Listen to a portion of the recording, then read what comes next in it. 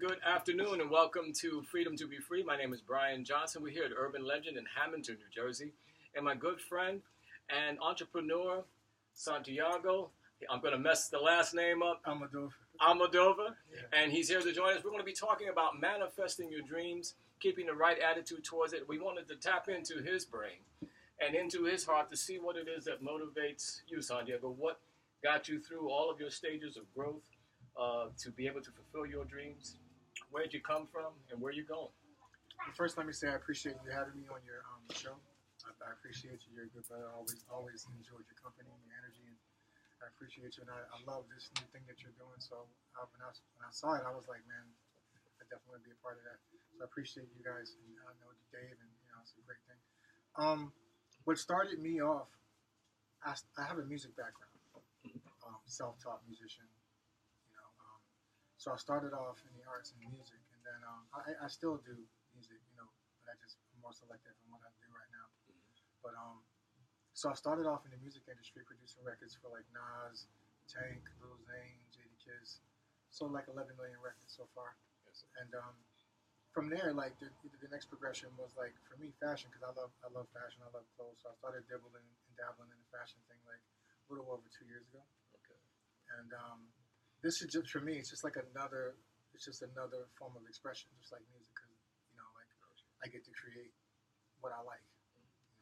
Let me take you back a little bit. Then, when you were coming up and you started looking at instruments, which instruments did you pick up, and what motivated you to start really getting into it? Is music your first love? Yes, music is definitely my first love.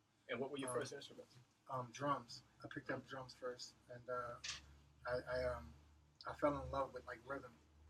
Gotcha. And it could be some innate connection, to the motherland. But like I picked up the natural thing for drums, man. I just love rhythm sections and things like that. So the first thing, believe it or not, like when I was a child, I listened to the rock band Kiss. I was a big Kiss fan. Oh, really?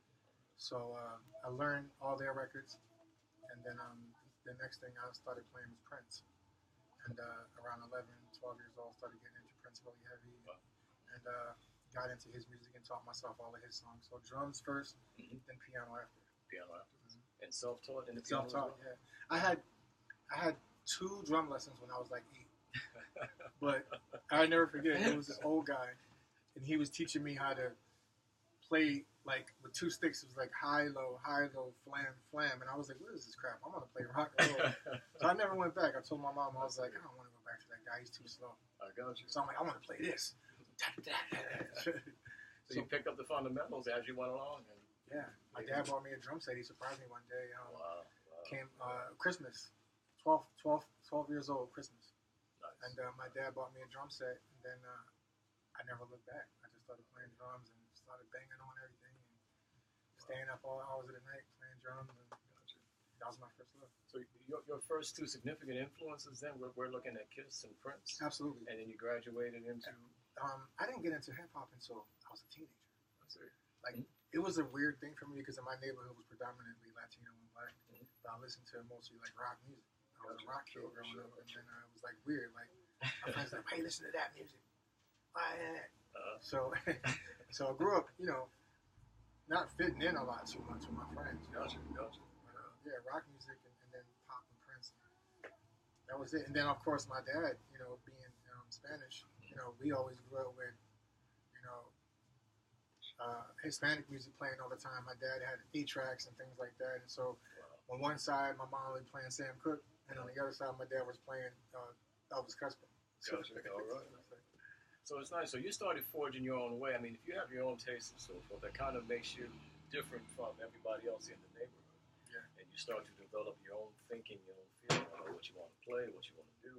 And your personal motivations then absolutely start to take you on a whole other track away from the culture that you're sitting in. Yes.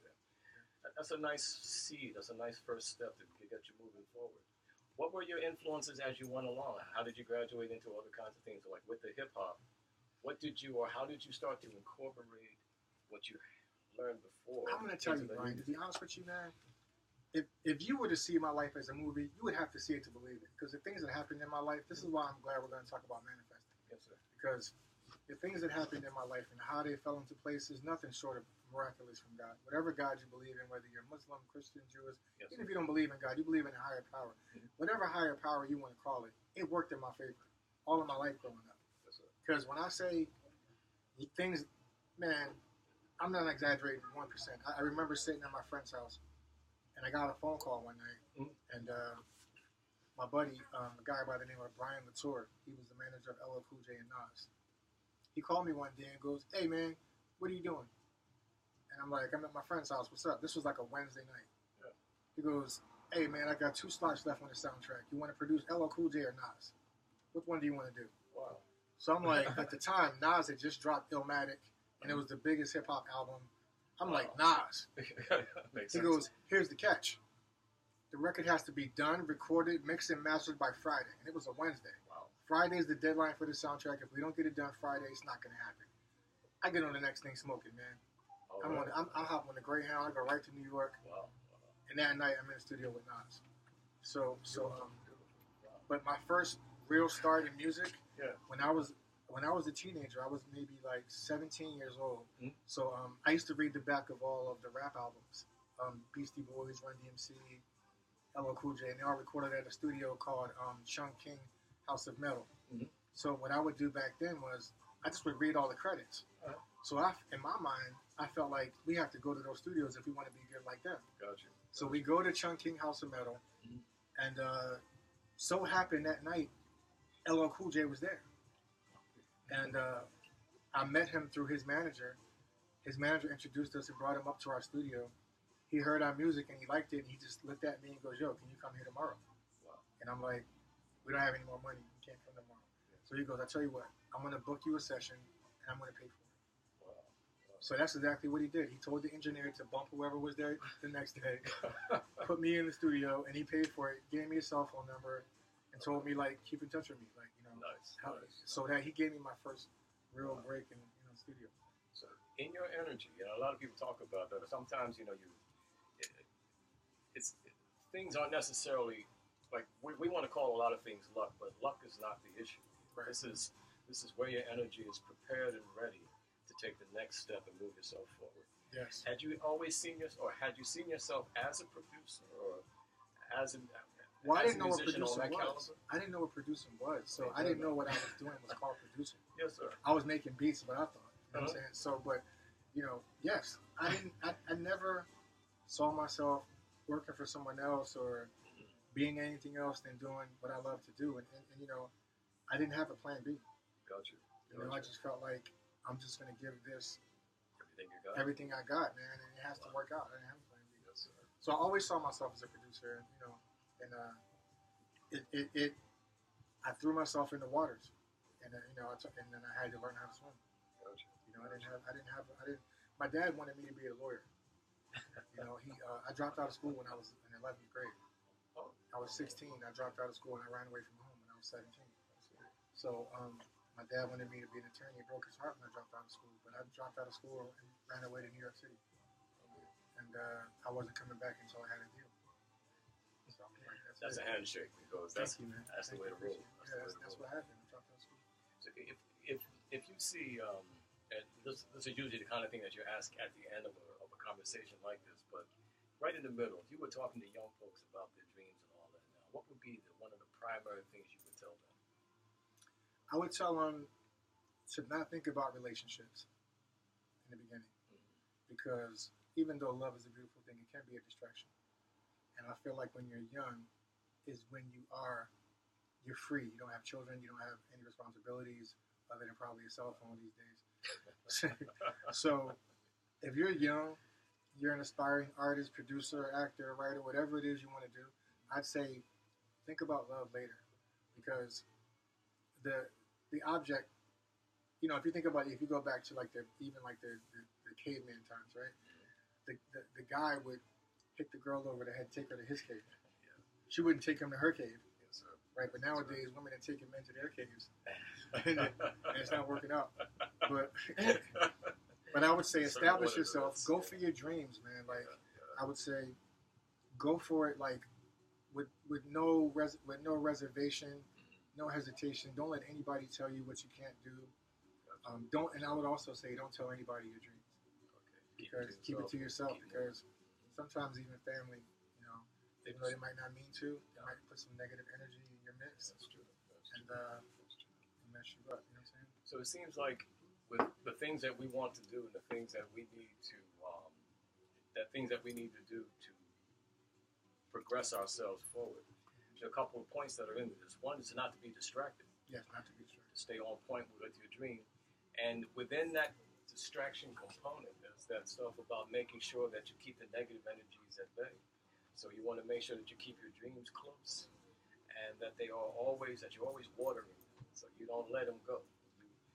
You're driven enough and passionate enough about what it is that you see for your own life. Once you've determined what that is, by the way, once you determine it, then you're able to move it forward and you stay with it with abandon. Yes. I believe that, and again, this is, you know, no disrespect to anybody's religious background or belief, but I do believe in manifesting energy because the things that have happened in my life, I can tell you a funny story. I remember back in like 2008 or 2009, I was working with a girl, Christine DeBarge. She's actually on a show called Growing Up Hip Hop right now with Romeo and the Simmons daughters. Yeah. So she's always been like a little sister to me. So, you know, I met her when she was like 15 or whatever. So I remember one particular time I was working with her and came to the studio with her and Babyface and, you know, was having conversations with Babyface. And he and I got really cool. So the phone that I had, I lost my phone. I don't know how I lost the phone, but I lost the phone one day. It had his number in it, and I didn't have a way to contact him. So I really wanted to get back in touch with him. So I thought about it, and where I lived in LA it was a beautiful neighborhood. It was like paradise where I lived in LA. So anyway, long story short, I woke up one morning and I told my buddy, I said, "Hey," I said, "we have to go to the Ivy today for lunch. It's a restaurant in Beverly Hills called the Ivy. It's where like a lot of celebrities go and stuff like that." But he was like, "But you hate that place." I said, "The food is disgusting and it's overpriced and you hate that place." For the record, I don't hate the Ivy. I'm just more fond of other restaurants. But so I said, "Nah, man, we got to go to the Ivy now." So we get dressed, we hop in the car, we go to the Ivy. And I kid you not, the very second we're pulling up, I open the car door and Babyface is walking by. Okay, I got you. Yeah. At that very second, he's walking by. There's no coincidence. Red lights, people being in front of you, how long it took you to get dressed, how long it took you to hop into the car, you know, being stuck in traffic. Yes, sir. All of those things played a very important role of me meeting him at that exact time. Because had I got stuck at a red light, he would have walked by before I got there. True story. So when I hopped out, I said, "Kenny," and he goes, "Yo, man, what's up?" And I'm like, "Man, I've been trying to find you. I lost your number." He goes, "Yo, man." He goes, "Are you gonna be right here?" So I said, "Yeah, I'm gonna eat here at the Ivy." He goes, "I'm gonna go down here and buy my wife a dress." He goes, "When I come back in a few minutes, I'm gonna put my number in your phone and then we'll meet back up again." So 15 minutes later, he came back out the store and gave me his number again. We reconnected. Well, I mean, what is that? What is it? Yeah. It's not, you know, it's not luck. It's not coinky dink. It's not coincidence. Yeah. It was at that exact second. Yes, sir. And have you found your life has been like that all my life? All your life. All my life. One of those things. One of those things, man. Even like, you know, I used to read this magazine when I was a child called Rap Master Magazine. And it was like Word Up Magazine. Rap Master Magazine. So one day I'm reading a story about this guy named Intelligent Hoodlum. And I'm reading the story and I'm like, he seems like a cool guy. I want to meet this guy. Yeah. Right? Yeah. Reading the story. The following week, my buddy and I go to Manhattan. I'm supposed to meet up with LL Cool J at Def Jam. But I was late for my meeting. So he had already left. As I'm walking into Def Jam, Intelligent Hoodlum is walking out. Well, I'll be. And I look at him, and I say to myself, nah. And so here he goes again. Yeah, so we end up becoming like best friends. Awesome. You know what I'm saying? And he became my niece's godfather and things like that. And I ended up working with him. My first major soundtrack was a record I did with him. It was for a movie called Posse. Oh, yeah. The Black Western or Mario Van Peebles. That title song is my song. All right. So my song was the record they used for the commercials, and I still get checks from that record. Excellent. So that led to my first major motion picture soundtrack. And every time things like that happen, synchronicity, I always believed in a higher power. But I didn't want to, like, channel went into like saying it's just this. It's just Sure. it's a Muslim God or it's a Christian God. Right. It's a higher power. Yes, sir. We just choose whatever path we take to get there. to get there. Yes, sir. You know what I'm saying? Like, so it's always worked for me like that in my life, man. As you go along, you know, nobody's an island. You've been blessed to make the connections with the community of the music people that you want to deal with. Yes. Who's your mentor? Who's your strongest mentor? My mentor, I have several. Outside of your dad, 'cause I'm sure your dad is. I'm a student of life in general. So even though people aren't aware, they're teaching me. Gotcha. You know, I study you. I study everybody. Like, I meet you and say, oh, this guy like this, like that. You know what I'm saying? So, but as far as influences go, I would have to say there's a guy named Brian Latour who actually was a very good friend of mine. He's my son's godfather. He's managed LL Cool J. Okay. He was my mentor. He taught me about the industry. And then a guy named Mohammed Hadid. Mohammed Hadid is a billionaire Palestinian developer from LA. And he developed the Ritz-Carltons and all that kind of stuff. And billionaire dude, the nicest guy ever you meet in your life. If you meet him and tell him you like his watch, he'll take it off and give it to you. Give you $100,000 watch. He'll take it off and hand it to you like it's nothing. Yeah. So His heart's good. yeah, I met him through a mutual friend, and we went to one of his parties in Bel Air. He has 50,000 square foot estate in Bel Air, and go to his party. And before she introduced me to him, I didn't even think that it was his house because he was just so quiet and so humble. You know, there's people who are way less than him who huff and puff and poke their chest out. But when she introduced me, he was standing there the whole time, and he was just so nice. And everybody was there, like Janet Jackson, Paula Abdul, Mario Lopez, David Foster. Like, everybody's at his parties all the time. Nice. And so I meet the guy, and he's just giving me all this wisdom. So every time I would see him, I would pick his brain. Sure. You know, and he, would just be so nice to us, man, and just talk to us and like offer us his home and say, here, take a room downstairs, go stay in my house downstairs, like take whatever room you want and stay, like. So throughout my life, God has placed these people in my life who were where I wanted to be, and who didn't mind sharing with me, because he said to me something that made sense. And I said, I appreciate the fact that you give this wisdom to me. And he said to me, he goes, if I'm a candle and there's 100 candles in the room and you light those 100 candles from my light, it doesn't take away from my flame. Yes, sir. Beautifully said. So it's, you know what I'm saying? Like, think about that. Like, Not selfish with it doesn't take away from what he's doing to light 100 other candles. And that's the way wisdom should be. Everybody's blessed from the same one candle. That's beautiful. Yeah, so guys like that, like, I don't know selfish people. I don't know, devious people. I don't know diabolical spirits. Like, because I don't allow that in my space. Awesome. So, like, it could be naive, or I could just be, pure-hearted and blessed, because I don't have bad examples of people, you know what I mean? I only have good examples of success. That's wonderfully said. For the folks who are listening here, that's another little aspect to keep in the back of your minds, or in the forefront of your being, as a protection to your own spirit.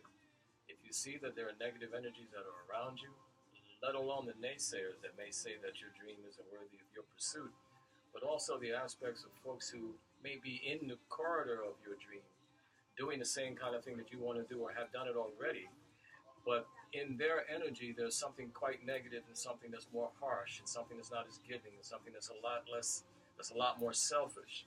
Then you may want to surround yourself with. So make sure, as Santiago has said, that you're surrounded with, that you keep yourself blessed with people who like to bless, and you can have that exchange of blessing and being blessed in the course of your life. Absolutely. What a beautiful way to live your life. Absolutely. I saw a video the other day on Facebook, and I don't know where this bridge was. I think it might have been in China or some Asian country, but it was you may have seen it. It was a glass bridge. Have you ever seen a glass bridge? No. It's very high up in the sky, but the whole bridge is glass.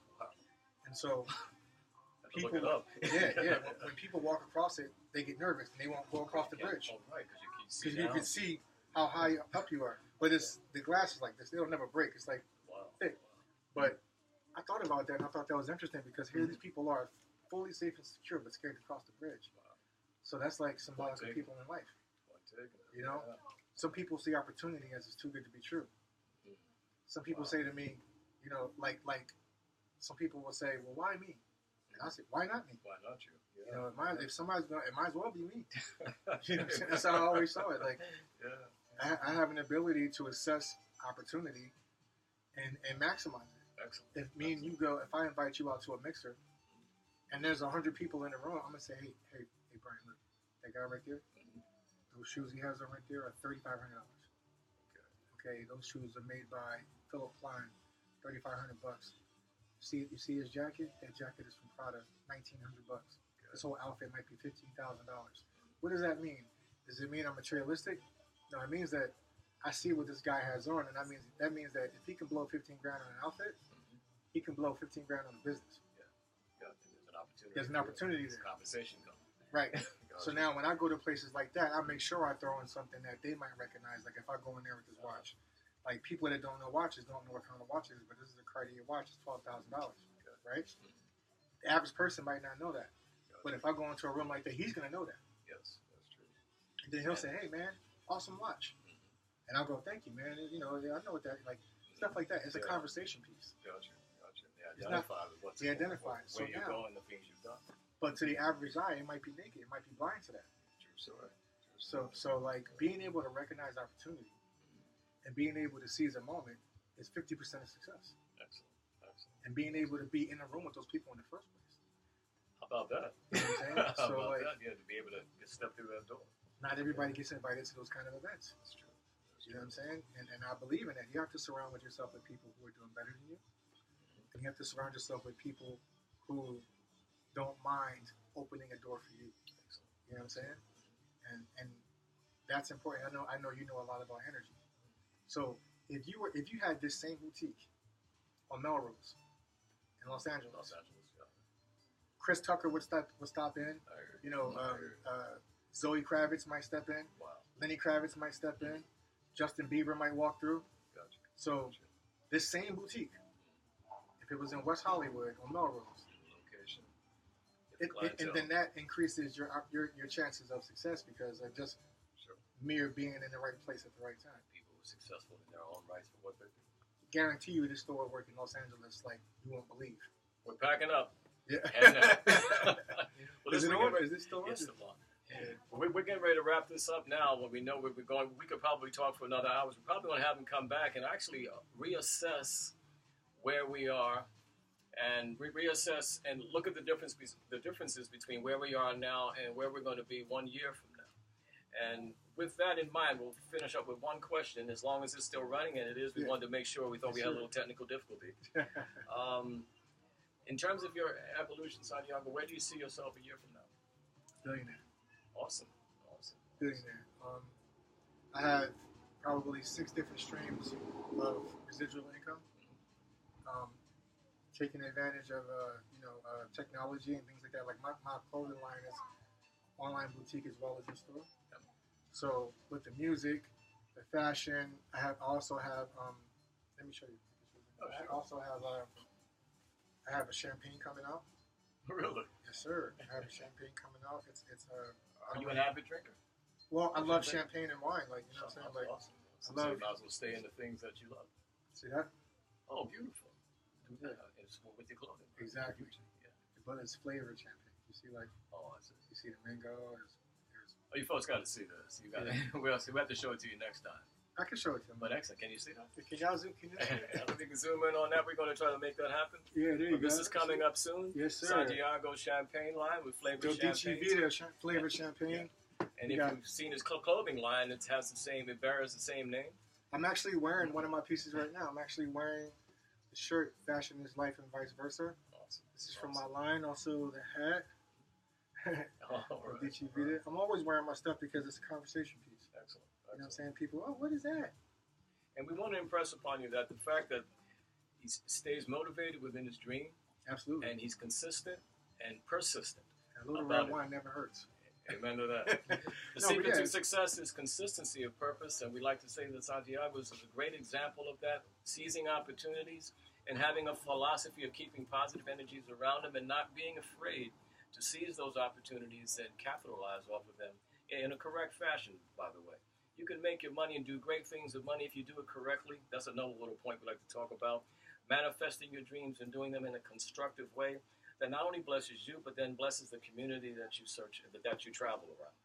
So as we get ready to wrap this up, I want to thank Santiago again. I appreciate and you. I also man. want to say blessings to your dad. We know he hasn't been feeling well. Thank you. I appreciate folks, that. we ask you to send prayers for his dad and for Santiago, because it's got to be a hell of a strain to deal with your father and bring him through the sickness. Can I say one last thing to everybody? Oh, please. What I want to say to everybody is this: whatever your dream is, if it doesn't scare the crap out of you, it's not big enough. Wow. Don't be afraid to be called weird. Don't be afraid to be different. It's okay to think outside the box. It's okay to not even acknowledge that there is a box. Don't let anyone, friends, family, anybody stop you from what you believe in. If you believe, eventually somebody else will believe. And it's all about bringing the world to you, not bringing you to the world. Once you do if you're good at what you do, eventually people will find you. Amen. Stay focused and never give up. On that note, folks, namaste, peace be you. Salam, shalom, peace. All right. That was awesome, man.